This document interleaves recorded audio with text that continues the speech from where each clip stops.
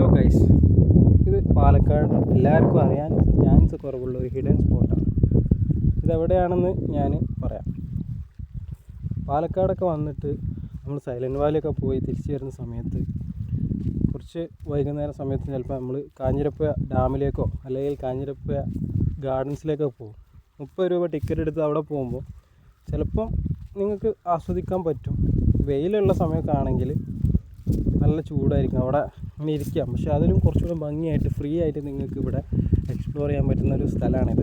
ഇത് കാഞ്ഞിരപ്പുഴ ഡാമിൻ്റെ ഒരു സൈഡ് ഭാഗമാണ്. പക്ഷേ ഇവിടെ നിങ്ങൾക്ക് ഡാമിൻ്റെ ആ ഭാഗം മൊത്തം നിങ്ങൾക്ക് ഇങ്ങനെ കാണാൻ പറ്റും.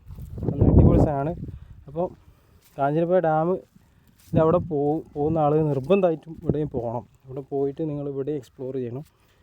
അവിടെ അടുത്ത് തന്നെയാണ്. നിങ്ങൾ കാഞ്ഞിരപ്പുഴ ഡാം വന്നിട്ട് അവിടെ ചോദിച്ചാൽ മതി. ഡാമിൻ്റെ സൈഡ് വ്യൂ കാണുന്ന ഏരിയ എവിടെയാണെന്ന് ആരോട് ചോദിച്ചാലും അവർ പറഞ്ഞുതരും. ഡാമിൻ്റെ അടുത്ത് നിന്ന് കുറച്ച് ദൂരമുള്ളൂ. നിങ്ങൾ ഡാമിൻ്റെ അകത്ത് ആ ഭാഗത്തേക്ക് കയറിയിട്ടില്ലെങ്കിൽ നിർബന്ധമായിട്ട് ഇവിടെ എന്തായാലും വന്നിട്ട് ഇത് നിങ്ങൾ എക്സ്പ്ലോർ ചെയ്യണം ഗൈസ്. ഇത് അടിപൊളിയാണ്.